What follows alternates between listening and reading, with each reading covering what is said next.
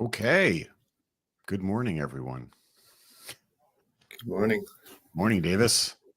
Welcome to 2025, Pete. I know. This is our first one in 2025. Yeah, we got with CES and everything else. It took us a while to kind of get back on track, but it's good. Good to be here. Did you have a good break? Yeah, ready to rumble back to it. I mean, glad you survived CES. Personally, I wasn't there, but I'm still hearing and seeing lots of things that I think will set the tone. It's like 150,000 people there or something. It was a good crowd, shoulder to shoulder most of the time. NXP had a really cool, for those who have not been to CES, they always have this cool like pavilion quasi tent thing out in the sort of like the parking lot, like in front of the main hall. Central Plaza, I think it's called. Yeah.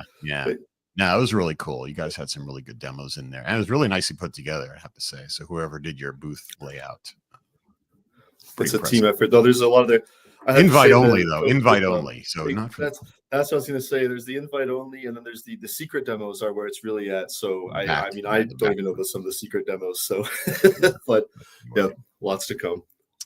Speaking of demos and cool things, so we're going to have Eric and John from embedUR today. So this is the Blueprint show, and this is a bit of a meta episode, right? Because we're going to talk about blueprints about how to do blueprints. Does that make sense? Yeah. Maybe we'll come back to the ground a little bit. I think so. Since we first formed the group, the embedUR team, Eric and John and company have been really involved and very supportive of the initiative here. So I think this is the culmination of a lot of discussion and a lot of good material. And like you said, speaking of demos, this is kind of a recipe for creating not just demos but compelling use cases. And what Blueprints is all about are those real production deployments, which I think everyone on the stream can relate is harder and easier said than done. So hopefully after this live stream, we'll have a few, interesting tips and pathways to make stuff happen, which is what this is all about.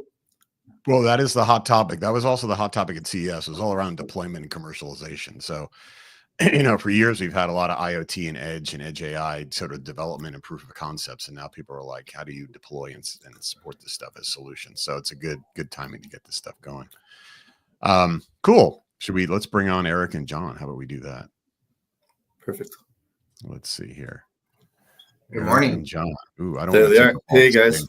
There you go. We'll give you guys the show. Happy New Year. The prime spots there. Nice.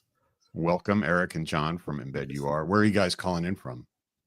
I'm in beautiful Chapel Hill, North Carolina, except it's really cold outside today, which is unusual for us. It's kind of an East Coast thing, yeah. Yeah, I'm in Chicago, and it's -9 degrees Fahrenheit here. Good Lord. That's nothing. I'm north of the border, so yeah, it's relative. Oh, that's true. Yeah, and you're in Canada, Davis. So I'm out here near Seattle. So good. It's funny that I call myself in a cold spot, and it's probably the warmest of Davis and John. Oh, right. No one's going to compete with John and Davis on cold. That's for sure. Yeah. Not today. Cool. So what are we talking about today? Let's talk about blueprints. Let's talk about blueprints for blueprints and what embedUR. And you guys are in the solution business, so it's kind of really appropriate, I think, to have you guys on. Absolutely. Thank you, Pete. Thank you, Davis. Yeah, we've been in the business now for over 20 years, helping silicon companies and OEMs build embedded products. Anything from wireless access points to smart intelligent doorbells to health products, medical products. And partnering with the Edge AI Foundation over the past couple of years now has really been exciting for us to venture into the world of Edge AI and see how we can build upon the expertise we've built over 20 years building connectivity and intelligent and cloud systems to the edge.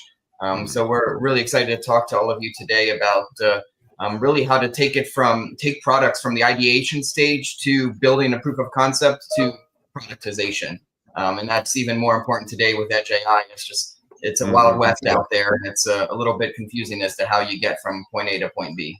Right. Yeah, they say it is the edge is a team sport, right? So no single company can walk in there and say, I alone will fix this. It has to be I feel like we're at a really interesting inflection point in changing how the industry thinks about, comes up with ideas, and then designs products. It used to be for us over the most of our history that a vendor will come to us knowing what they want to build and then ask us to help them build it. And oftentimes they would come to us with ideas that the technology wasn't even ready to do yet. And so we'd have to work with our silicon partners for the next generation of devices. But we're in the mode now where the technology has not just caught up, but almost surpassed the ideas. What you can Interesting. what you can do with silicon and software now is beyond the use cases. And so now these blueprints are even more important, trying to highlight to the developers of products, what can you do with this amazing technology that, you know, silicon and software companies have been launching over the past few years. Agreed. It's a moving target, I think, is one of the analogies that, you know, we've increasingly tried to understand and wrap our heads around. But I think you captured it quite nicely that, you know, there's a different shift where you're not coming with, you know, specifications, trying to meet those specifications, both the specifications, the solution, and the technology landscape, especially talk about AI models and the landscape with LLMs and Gen AI moving so quickly. Fantastic use cases. But how do you match them up with the production deployment? So hopefully in the next hour, we'll figure out a little bit more about how to make that happen. We actually get a lot of, I would say, Fortune 500 type companies coming into our events. By the way, Austin, February 25th and 27th, I need to do a little PSA. Be there for 3 days worth of Edge AI stuff and meet all of these celebrities. But we're going to be talking about solutions. A lot of folks come in and say, what can I do with this stuff? Like they have a set of problems, you know, canonical problems, but they're not quite sure exactly what can this stuff actually do. Like what happens when I pair up a generative AI, you know, model with a sensor set of sensor models, or you know, what can sensor models or, you know, AI vision do, and exactly like how much, you know, precision is there and power and cost and all sorts of things. So they usually come in with a good, well-defined set of problems, but they're not exactly sure like what can this stuff do for me to help solve it. So it's great that you guys are kind of in the breach, as they say, clarifying that. So that's good. Absolutely right, and you know, there's plenty of really smart people out there building AI models for many different use cases, and there's plenty of model zoos out there where a developer or a researcher can go find a model and start experimenting with it on their server or their computer or online on a, you know, like an AWS system on a GPU. But when you really start talking about how do you take that model beyond just tinkering with it and turn it into a product that's running on a tiny device with an MCU and a sensor, and you know, every sensor processes data differently. Every MCU has a different set of use cases and different set of applications that it can run versus another one, and trying to get that model working with high performance and reliably on the edge device, that's where a lot of the complexity lies. Yeah. Right. And I think a lot of times you don't even have a concept that it's even possible. So you don't even know where to start, or, you know, can I do this on an MCU? I mean, you need somebody to kind of show you the way Sure. before that idea pops up that, okay, I can do my battery powered device. Cool. Let's get into it. By the way, I want to give there's a John here, and I just want to do a shout out to Chapel Hill. So just let you know he's watching. Absolutely. And yeah, that's a good way to show that for those watching. You know, we're going to hear from, you know, Eric on the BD side, John on the technology side. We also want to hear from the audience, questions you guys have, what do you want to find out. So this is a super efficient way of bringing up a burning question, clarification you need. Pete and I are here to elevate that to the speakers throughout the conversation, and we'll definitely have time at the end to have a forum of discussion. But I want to remind everyone watching that this is a great chance to talk to the experts. Definitely. Yeah. Whether you're on LinkedIn or YouTube or Twitch or StreamYard or whatever. Wherever. Type it in. Chapel Hill, Canada. We'll get it answered. Yeah, exactly. Cool. All right. Well, why don't we give you guys the floor? And do you want to bring up some slides now, Eric, or how do you want to do this? Yes, please do. And thank you, Pete and Davis, for that great introduction. And as we have been talking about for the past couple minutes, what John and I want to bring to you today is a little background on how embedUR got into the Edge AI space and what we've built with modelnova to help you and the community to go from that ideation to proof of concept to productization, which we'll talk a little bit about why there's so many challenges with that. Real quickly, some background on embedUR. We are not a new company. We've been around now for 20 years, completely organically growing over the past 20 years to being a very successful, trusted entity in the embedded software space.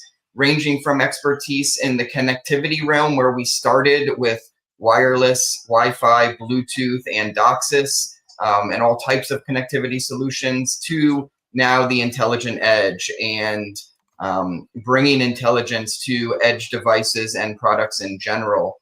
So we bring a unique expertise, not just on the AI and the model side, but down to how those models interact with the platform itself, the MCU, the sensors, and so on. And we're going to get into why that's been so important, and why we've really found a good opportunity for us to work together with the Edge AI Foundation and its members and the community to help accelerate innovation in the Edge AI space. So we have, for the past 20 years of our existence, partnered with silicon companies to help bring software solutions on many different types of embedded devices. And as we were working with some of our silicon partners who were releasing AI accelerators and chipsets that were focused on Edge AI devices, what we learned is that there's a plethora of models out there in the market, AI models that is, but those models do not easily just run on edge devices. Every MCU has a different set of functions that it can execute, and it can be different from the next one. And so it's a challenge to make that model work on the edge device, let alone optimize it to work on sometimes a resource constrained device, excuse me, where you're targeting low power, maybe even battery power in some cases. And so beyond not having those models ready to go on tiny devices, there's also just a lack of real world examples. What can I do with these devices, like I said a few moments ago? And so that led us to build what we call modelnova. Modelnova is a model zoo that's catered specifically to tiny devices, towards edge AI devices, where we take a repository of publicly available AI models in the vision space, the audio space, to go target many different use cases and applications. And our embedUR engineering team ports those models to Edge AI platforms, optimizes them, and then tests them to get the performance metrics, and we publish those metrics on modelnova. So the whole idea is to shorten that time from ideation to proof of concept.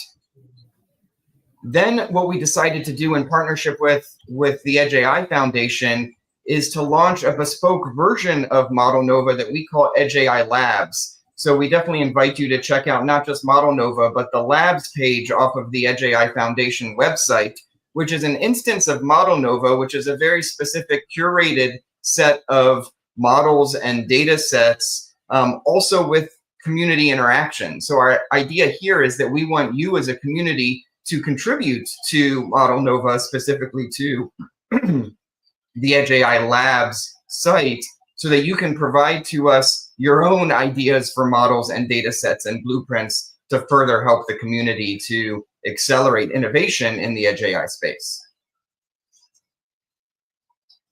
As I mentioned, the three main tenets of modelnova are models, data sets, and blueprints. And so we take vision and AI and audio models and port them to tiny platforms such as Raspberry Pis and platforms from some of our silicon vendor partners, optimize them on those platforms to work on the minimum resource constraints that are available on these small platforms, and then create performance benchmarks so that you can understand how a particular model is going to operate on a platform. Once you have a model, then you need a set of data in order to train that model to meet your specific needs. And there are some data sets out there, but some of the data sets are higher quality than others. And so what we've done is we've curated a few data sets now. We are going to expand this set of data sets in the future on modelnova to target very specific applications that make sense for Edge AI products. And so one thing I would like to ask you is, please feel free to submit your suggestions to modelnova and Edge AI Labs of specific applications you're trying to build solutions for, and we could help to build data sets for that. And finally, blueprints. That's the purpose of this whole show. The idea of a blueprint, which we now post on modelnova as well, is to give you an idea of how you go from step A to step B in order to build a particular use case, such as pedestrian tracking, like we've seen in previous instances of this show. And now what we're talking about today is a blueprint for a blueprint. Soon John is going to walk you through how you can use the curated content on modelnova in order to get to a proof of concept of a particular use case. So John, if you don't mind, I'd like to hand it over to you to give a few examples of how modelnova accelerates the development of Edge AI. Yeah, sure. So, in the world without modelnova, so if I think about it, there's a lot of AI development going on in the world. There's a lot of research papers, a lot of really cool stuff coming out in mainly PyTorch, TensorFlow, people doing a lot of cool stuff with transformers. And these things tend to run on NVIDIA or, GPUs, right? They're huge models. They're designed to solve everybody's problems, and they operate on extremely power hungry and expensive hardware.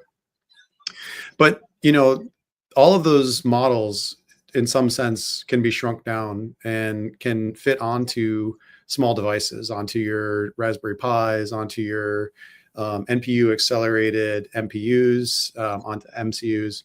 But how do you actually get started doing that? That's one challenge that we found that a lot of chip vendors actually are trying to take on themselves. So essentially, like they've designed NPUs and they want to bring the idea that you can run these models on their NPUs. So what they do is they go and they, have a team and shrink down these models and get them optimized for their NPU. And what you'll see is that pretty much every chip vendor is doing the same thing. They're all developing the same type of YOLO v5, YOLO v8 models, MobileNet, basically just to demonstrate that it can be done, not necessarily getting to production. So what we find is like, if you want to do this edge development, you really have to go through chip vendors or, find some places on the web, that have some, demonstrations of how you do this. And so what we're trying to do with modelnova is kind of make that, I'll use the ChatGPT word, democratize this across all the different chips that are out there.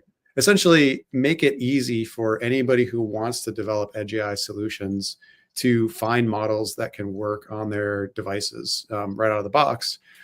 And so what we have is we've ported a bunch of these open models to TF Lite, to Onyx files. We've done the quantization. We've shrunk them down to a state where now you can actually just take these files, integrate them with your chipset vendors' tools that will basically convert them onto the language that their NPU knows, and get them up and running quickly.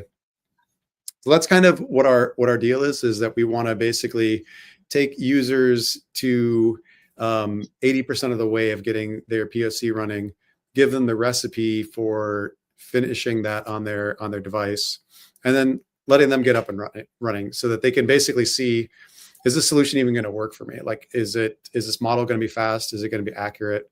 Is it going to work well with my sensors? And from there, that basis of a proof of concept of running Edge AI on their device, is going to lead to a lot of market opportunities to create products based on this. So, John, are you saying that if we go to a model zoo today and see a model that makes sense for an application that I'm trying to run, that it's not just easy for me to take that model and port it to a Raspberry Pi or port it to an MCU or a platform of my choice that I'm experimenting with? It's not just easy to do that? Yeah, I mean, so there's a variety of different steps you have to go through depending on your platform. So if you're running a Raspberry Pi, it's a little bit easier, right? Because you're running Linux, you've got Python, you can run PyTorch and TensorFlow. You don't actually necessarily need the smaller models. But if you want to run the models quickly on a Raspberry Pi, you actually do need to do some of this quantization and shrinking down of the, the input weights and things like that. So that is important even for MPUs that have a little bit more horsepower. Going to MCUs is a whole different challenge, right? Because now you don't have Python, you basically have C and C++ and some other tools. You're getting more direct access to the NPUs. And so like all of these like abstraction layers that you get from going from a GPU down to Python that just runs on your CPU are gone. And you have to basically do all the pre-processing and post-processing and model integration yourself. So that's one key area that, we really wanted to focus on is how do you take these AI models and actually get them running on an MCU where you don't have Python? Hey, John, can I jump in with a question? Yeah. So how do you guys, you mentioned some of the challenges that typically block companies. I think you have a good vantage point to speak to that. What is some advice or insights you've seen on how to actually curate the models that you guys work with? Do you look at the latest, most trending repos on GitHub? Do you look at literature? Is it word of mouth? What guidelines do you use to curate your own model zoos? Yeah, right. So I do think it's important to kind of keep up with the latest trends. So keeping up with some of the newest models. And one of the reasons is because even if some of those models don't necessarily perform very well on your MCUs and MPUs today, though, as you said, Davis, like the world is moving really fast. And, what wasn't possible on these devices, a year ago is now totally possible. So we're seeing a lot of like LLMs coming up on these devices that you couldn't do last year. So don't get discouraged. Kind of sounds like some of the don't get discouraged, right? But there's still a lot of use cases for older YOLO models and older models that basically are less power hungry. They still can serve a purpose. They can still be very performant, and you can still solve your problem with those. So we want to basically have a good mix of things that are smaller, but some of the newer cutting edge stuff as well. Cool. Thanks. So kind of we wanted to talk about like the journey of an edge AI product, so basically like when you start off, you have this idea that I want to put some kind of like, object detection into the camera that goes into the back of my, bicycle helmet or something like that.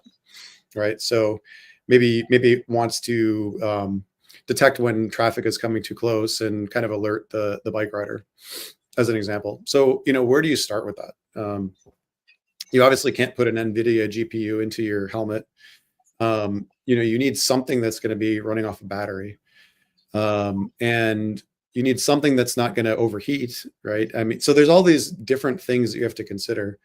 But basically you have a variety of MCUs and MPUs out there that could serve this purpose, but how do you even know like what's out there? It's a little bit of a challenge. So you basically have relationships with chip vendors that and you have to word of mouth and whatever online literature is out there. But also you need to know like what kind of model can you even run on these things, because you might need to pair an MCU with a certain model to do your use case, and you have to find that right combination. So that's a bit of a challenge even to start, is knowing how to choose a proper CPU as well as AI model. And then once you've even got those pieces together, how do you actually put that code together and fit it onto a chip? So it's easy to take a YOLO V10 and see it running on your PC, on your GPU, and get that model working. But then when you want to put it on your MCU, how do you do that? It's a little bit of a mystery, and there's bits and pieces of information out there, and there's definitely tools that will help you, but we're trying to make that part of it a little bit easier. So what I'll do is I'll go ahead and show you the demo of what modelnova does. So first, let me walk you through a little bit. So modelnova, like Eric said, has models, data sets, and blueprints, and we'll soon be launching contests. And if you check Edge AI Labs site, there's actually a contest already running for the Wake Vision data set So if you haven't checked that out, you definitely want to take a look there, because it's intended to help grow the models and data sets that we have today. But I'll start with the blueprints. This is the blueprint show about blueprints. In here, what we have is we actually have some blueprints for creating systems that you can basically use as a recipe, essentially, for how do I create a solution. So I'll take one case, refrigerator ingredient detection. So we've seen some appliances that basically can take a picture of, what is in the fridge or what is going into the oven, and what does that do? It actually allows the appliance to detect what kind of food is there, and then make a recommendation for how should I cook this food, what recipes can I put together. So in this example blueprint, and you can go onto the modelnova site, scroll down here.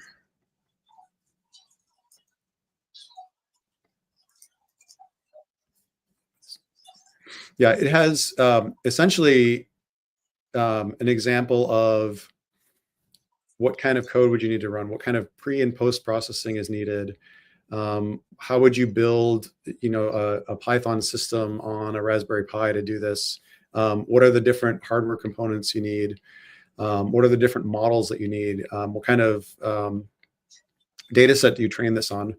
So again, this is kind of a recipe to kind of get you started for if you wanted to build something like this. Here's some ideas of what it would take to actually put a camera in your fridge and get pictures of what you're seeing and run it. And so this is an example demo that we actually run on an MCU with an NPU, and we're able to kind of simulate this running with one of the models that we can download from the site. And so there's a variety of different blueprints here, if you take a look, just again, to see the idea of how do I create a product. And as embedUR, like as we're working through a variety of different products and services, we're basically enhancing this blueprints to kind of give our ideas of how do you go and create these products. The other piece is, I'll go to the models page.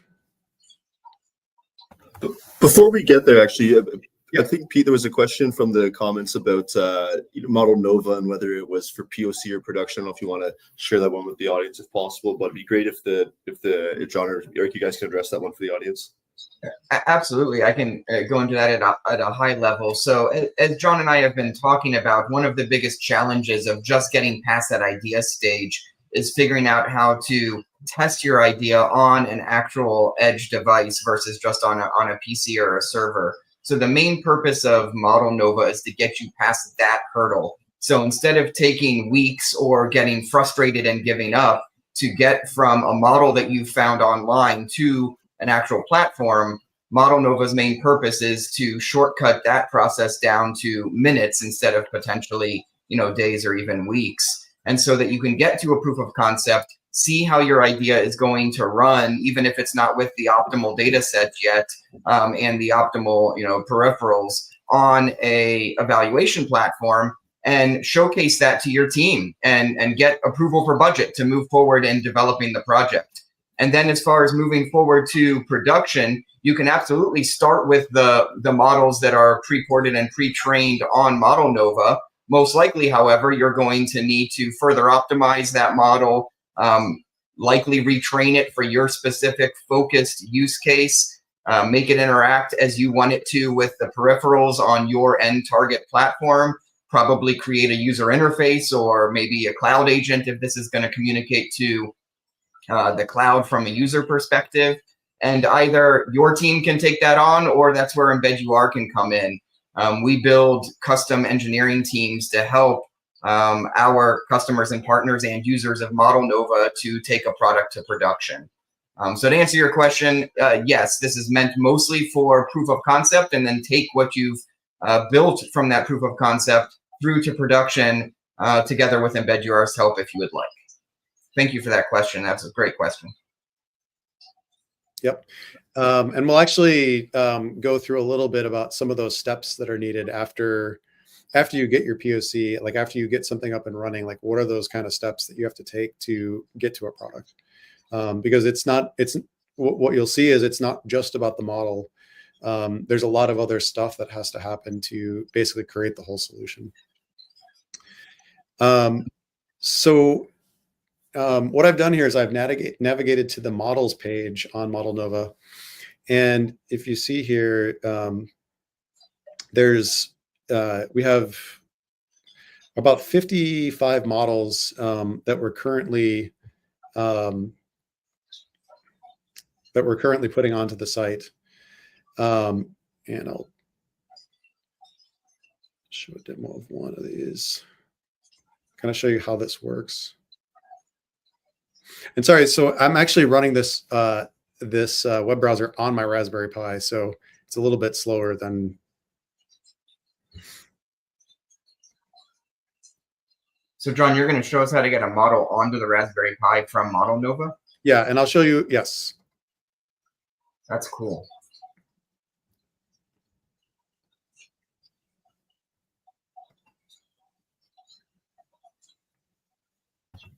I mean, as he's pulling this up here, yeah, it's one thing to say, hey, you can take it down from weeks or days to minutes. I mean, you guys are actually about to do it for us live. I know it's tricky to pull up stuff in real time here, but I think this would be a good example of what you guys have alluded to. And I'm personally quite interested to get into more of the how-to, as John just said. So, I mean, we're all familiar with Raspberry Pi platforms. I know they've made a lot of updates over the years, and AI is increasingly a relevant workload nowadays on Raspberry Pis.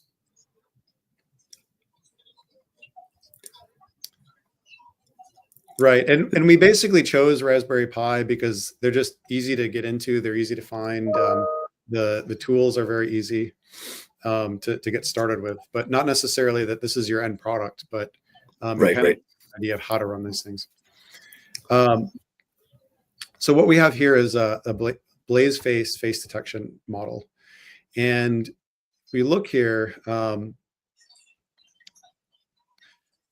So each of our models has a variety of data sets it could be trained on. And you'll definitely see this on the Edge AI Labs site, where some models are trained with something like the COCO data set, and some models are actually trained with the Edge AI Labs approved Wake Vision data set. So one thing is that, the question before was about production grade models. Definitely that data set is a key area that needs to be focused on, right? Because the better that data set is, the more accurately it was annotated and how much data is in there, is definitely going to improve your model. And then we have a platform that can be selected. So in this case, Raspberry Pi.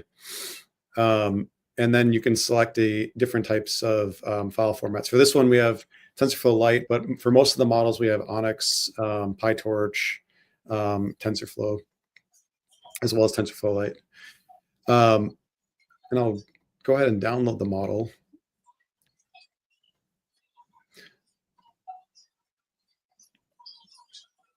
So one thing that we do here is when you select Raspberry Pi and the model type, we give some estimates for the inference time and the energy usage and the model size that you're actually dealing with this model, as well as the input size. So if you see here, this is a 128 by 128 RGB image that is going into this model. And these metrics are actually key for understanding whether it's going to work on your platform. That inference time can vary quite a bit based on the capabilities of your system. And the model size, again, like you need to fit this model into RAM at some point or into Flash. So those are key attributes when you're selecting something to know whether it's going to work. And one thing that we have here is under the metrics is basically the script for how you would run this model. And when I'm using the Raspberry Pi example, we give the example in Python, but if we would select other platforms like ESP32 or another MCU, there would be like C++ code. So you can basically go and download the script for the model, which is, in this case, will be a Python script. But you can also look at the different components that go into making this. So basically, what are the different packages I need? How do I set up the environment? What do I need to install from Python perspective? And then it kind of goes into a little bit of detail on pre-processing and detection and post-processing, like what's being done there. And then steps on how do you hook up the camera, and how do you actually run this thing. So I've downloaded those files. So what I'll do is, so I'm essentially going to run the Python script that I downloaded, the Blaze face detection Python, as well as the TF-Lite file. And again, this TF-Lite file is what most, I would say, a large percentage of NPUs out there have tools that can convert TF-Lite or Onyx files into the systems that the NPU needs to understand. And one thing is that not all the NPUs can support all the operations of TF-Lite or Onyx. So what you'll see is some things get emulated in software and some things are done on the NPU. So depending on your platform, there will be definitely some inference differences. But let me go ahead and run this.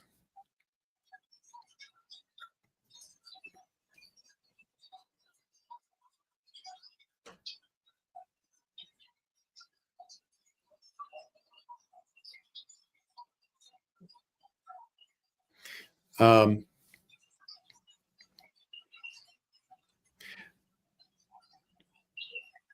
think we should be focused on the command terminal in the top left, right? Is that the idea, John? Yes. Yeah, I just typed in the command. I'm just waiting for it to come up.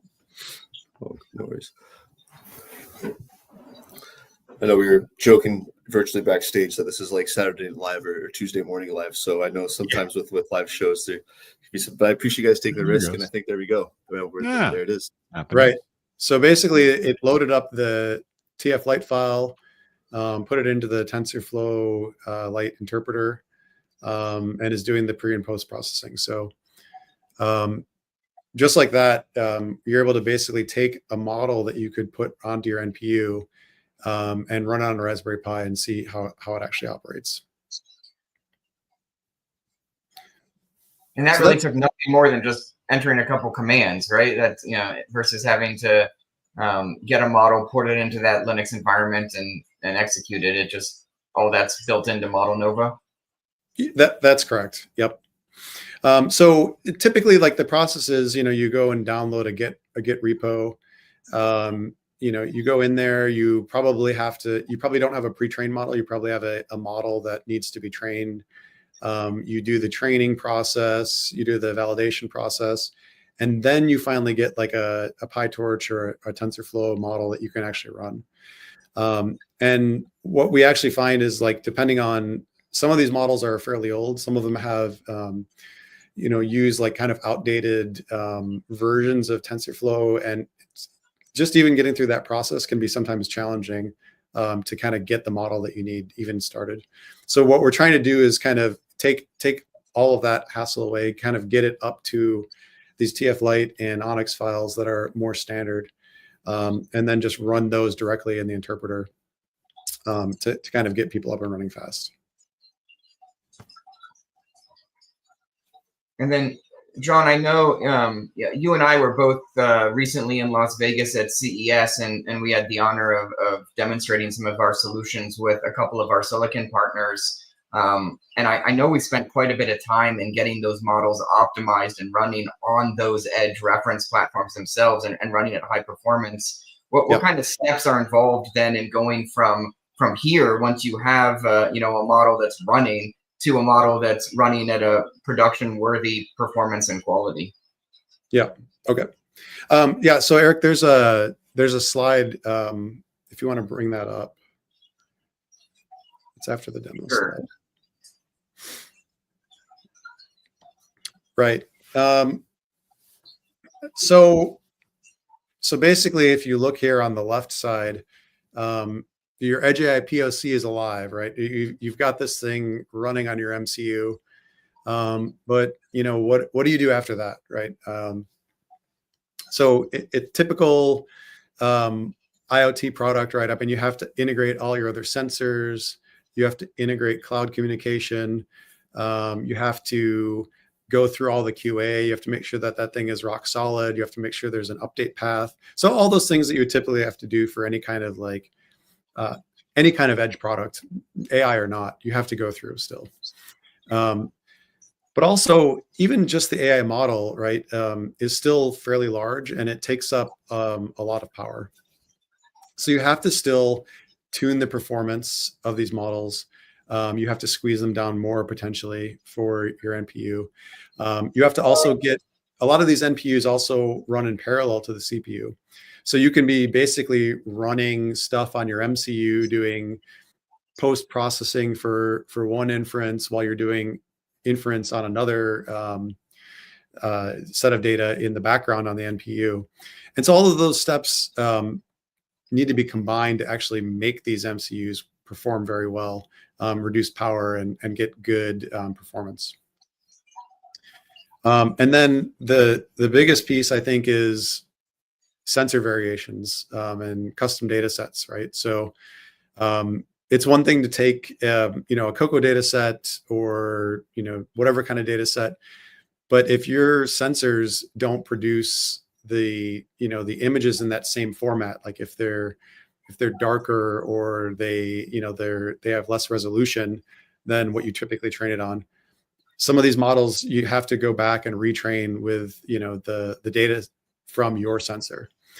And the whole QA aspect of that is another part of it, right? So combining now you get into this loop of, does it work with the sensor, and does it work at this angle, and does it work under this condition and this condition and this lighting? So all of those things are parts of the whole journey of creating a product with AI. It's not quite as simple as just having a model that's throw on your platform, it's ready to go, because you basically need to make sure it's integrated with the system very well and totally tested in every scenario. Hey, John, that actually, as we get into kind of the latter part of this, and I definitely encourage those watching to jump in with their thoughts. I know there's definitely people have some questions here. You kind of just hit a button on the head or nail on the head. From my experience, take automotive, for example. So automotive has adopted AI ML in cabin outside the car as well. What is the role that modelnova or blueprints can play in this scenario where, for example, maybe you've trained on these standard RGB images, and now you have to use a fisheye camera, and that's what you kind of have this loop where you go back and retrain. What is the role going forward that something like modelnova and blueprints itself can play in addressing these kinds of go-to-market challenges where you do have a hard fork in the preparation, and people want to alleviate the time cost of that without sacrificing quality, of course? Well, in my view, David, and then John, if you want to get a little bit more technical with it, but in my view, the main idea here with modelnova is to help get past that discouragement point that you were talking about a few moments ago, that you have this great idea. You might even have a hardware platform. Maybe you already have a camera or a sensor in your vehicle. So you have a source of data already. And so you have this idea of what you can do, this use case that you can drive through your platform to add more value to the consumer, to the customer. But you can't even get to the point of a POC to prove that it's a viable concept. And so you get discouraged early on when you're trying to showcase to your team that this is something that will work. Right. And so modelnova, helps get you over that hurdle. And then, like John was just saying, once you get over that hurdle, now you still have, 80% of the work left to turn this into a product. But if you can't get past that first 20%, then you're never going to get anywhere. So modelnova gets you to that first step, and then you can engage your own AI development team and your embedded software development team, or seek the engineering services support of outside help, like from embedUR, to then help you train it on your data or help curate data that makes sense for your particular use case, as well as for your particular hardware, targeted towards your cameras or your ultra wideband sensor, whatever it is that you're using as the source of data. Then our team can help you to calibrate that and create the training data set, retrain the model, and further optimize it. But before you even get there, you have to have that initial proof point. And that's our goal that we're trying to accomplish with modelnova. Right. And we do give some recipes on the site for how the data was trained, like what was the source of the data set. So if you wanted to take that step, you can actually go and retrain it with your own data set. Or, as Eric said, there's a variety of tools out there in the market to help do this as well. I had a question so we're talking about sort of the, development going from POC to something that's ready to deploy. Talk more about how does this typically would integrate with the cloud DevOps or MLOps platforms that are out there, whether that's, Azure Arc or from AWS or, Edge Impulse has a big platform for model development and deployment, a lot of MLOps kind of middleware out there. So how does this get from here to there? Right. So, these tools are basically great for doing some of this part that we're talking about on the slide here. Where, for instance, like on an Edge Impulse, you can use the actual sensor of your device to collect data. So, the idea is that, you don't need to come up with some synthetic interpretation of your device. You don't have to, of your sensor, you don't have to basically have it gather data offline and then annotate it yourself. You can actually do it online in some of these tools. And the MLOps, and basically controlling the data sets, what the quality is, doing the annotation, all of that stuff is super important for, especially if you have a custom data set, getting it into the right format to be production ready. Sure. So but that's getting stuff ready. But then when it gets deployed, there's, orchestration of updated AI, models and, things that have been retrained, and the real commercialization happens at the provisioning basically of the devices in the field. Yes. And so what's the bridge to get into, getting this to connect and play nice with hyperscaler system backend systems and things like that? Or yeah, I mean, so I think a lot of these, so I would say from edge AI devices with AI, probably most of them are going to be cloud connected. Yep. They're going to have IoT, Wi-Fi or Bluetooth or Matter, be able to connect back to a central system, through MQTT to some cloud. And that's where on the cloud side, you can definitely do a lot with what's running on these devices, basically capturing data. When people are reporting problems, you can potentially actually capture what are they seeing. Why is the model not working? But then also having the whole life cycle of the model, being able to update it on the fly. All of those things are super important when you have so basically if you just throw out this AI model and it doesn't work for somebody, what do? If you don't have that cloud system, they're stuck. Well, and also there's going to be, drift over time. There's going to be all kinds of, this is not the old days where you sort of flash and forget it and come back in 10 years, so Exactly. So especially with edge AI, there's going to be drift, there's going to be trainings, there's going to be tunings, there's going to be things where let's say you have a camera reading a meter, an old brownfield solution like that, right? You deploy a camera to read the meter and then the meter gets dusty and dirty, so you have obfuscations. Real world things change, as they say in The Big Lebowski, new shit has come to light, so it's things change in the real world once these things are deployed. And so you need the ability to tune these and change these models. I mean, there's also the programmability of I want to add new capabilities. Or I want to really refine the ability to read that meter, but there's also the drift. So the MLOps here is really important. And I feel like it's kind of like the secret ingredient to a lot of this stuff. Cause I think, as I mentioned at the top of the broadcast, there's a lot of, development of POCs and things like that. But when you get to provisioning and deployment and then ongoing maintenance down the road, that's kind of what makes the difference between kind of a one-off and something that really scales. And Pete, I think that's exactly what the term journey means. This is not just step A, step B, step C, and then you're done and you have a product out in the field that's serving its purpose. Like you said, it's a journey from starting from idea to proving that concept on a general purpose system like a server or a cloud GPU, and then taking that step with modelnova to get it running on an edge device, showing that is going to work on a power constrained, resource constrained device. Then moving on to all these other steps that John has been talking about how do I go beyond just the model, but now focus on the model, the data set, the data pre-processing, the data post-processing, the connectivity with the cloud so that you can look at the data and have that available to solve the challenges that you just mentioned, Pete, right. with, when things change in the field.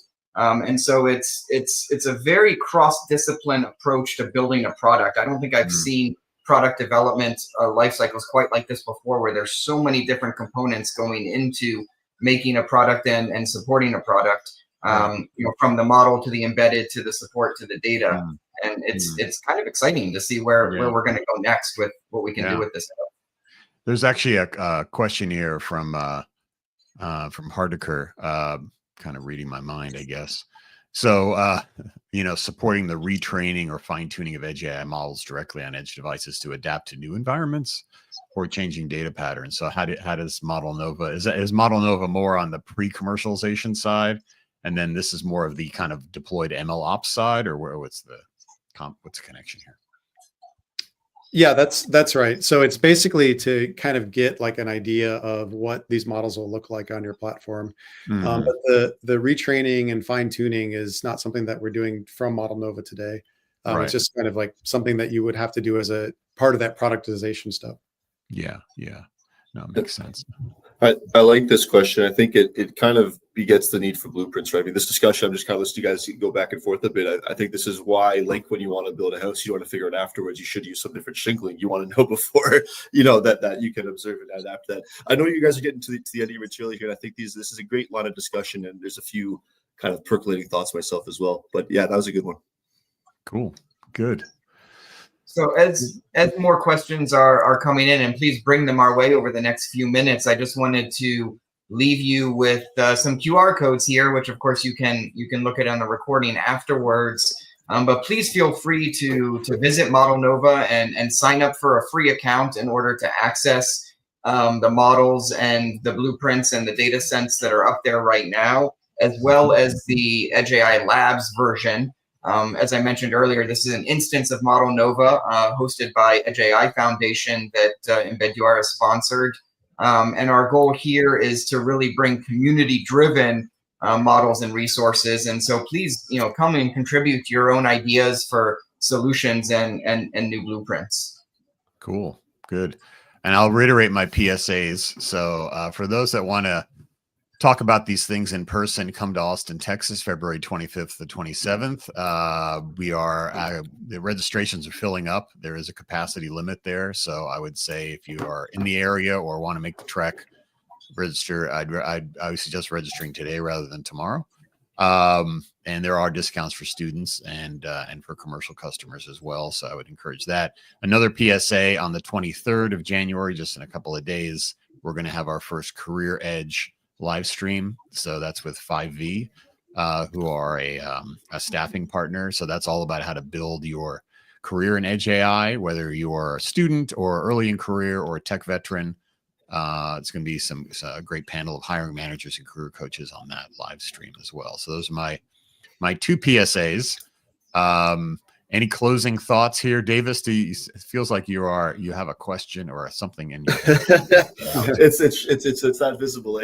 I think I have a PSA myself I think the embedUR guys will of theirs. So at the Austin show, there's also the Blueprint Awards, and I'm going to couple this with a question, but this is a place where, I mean, if you like being recognized in front of your peers, if you like holding trophies, if you like knowing that you've won, I definitely encourage people to submit. There's different industries, there's different categories which will be judged judged around. We have a committee in place that will help review these. So please, I definitely encourage you. You can find a link to submit directly from the site for the summit at JI Foundation. And I would pose a question back to Eric and John. I'd love to hear from each of you guys. One favorite use case, commercial blueprint, like where this all culminates is in real stuff, right? So I'd love to kind of pick your brain a bit on what you think is one of the most exciting, in your Hall of Fame, challenging. Yeah. What's the blueprint award you're going to submit? Basically. There were a lot of cool ideas that people were talking to us about at CES. Some of them simple, some of them complex, and but all of them with important value for us as a society. And some of them were everything ranging from how do I have automatic controls of my power tool so that my power tool doesn't injure me when I'm using it. There's a lot of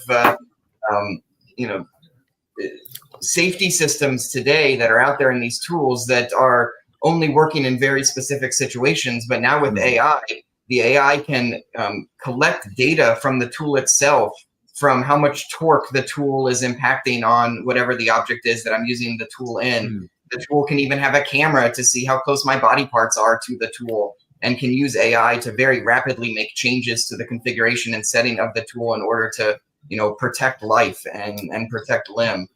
That's exciting. And John was mentioning bicycles. It's amazing how much technology is going into bicycles today, of course, with e-bikes, but now with the ability to put cameras and radar sensors on your helmets and on the bikes, you can indicate to the rider and to the drivers around you that they're getting too close or they're going too fast. So I think there's a lot of cool things there. Another thing, yeah, go ahead, Davis.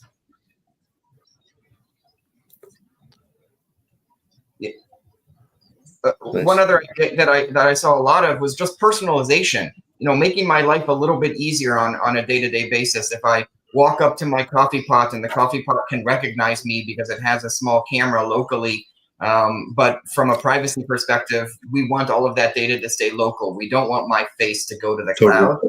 Yeah, but it would be pretty slick if my coffee pot knew who I was in a secure manner and made exactly the type of coffee that I like versus that my wife likes, or when John is visiting that John likes.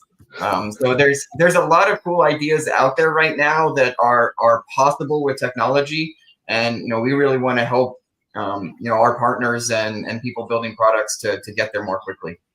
John, you have any more thoughts there? No, yeah, I mean, I definitely like the personalization story, because I think all of these things in your house that are kind of just inanimate today, that you have to go up to and toggle or curse because the TV remote doesn't work. Like, I think a lot of this is going to become much smarter and just react to who you are. I'm me versus my spouse, and like, it's just going to make things a lot more seamless. Interacting with everyday devices. Cool. Nice. Well, final comment here from Sarah. Just a thank you, which you're welcome. Appreciate that. Thank you, Sarah. Thanks for tuning in. And yeah, sounds great. Really appreciate you guys coming on and educating us about kind of this key part of the whole ecosystem. Absolutely. I appreciate the time, Pete and Davis. Thanks for the invite. And I'm excited to see where our team and the community through these blueprints and Edge AI Foundation take modelnova and Edge AI Labs. I think there's the future is wide open as far as new models and new data sets that we can bring to the resource to help develop products of tomorrow. Sounds good. Absolutely. All right. Take care, everybody. Thanks, everyone. Later. Take care. Bye-bye.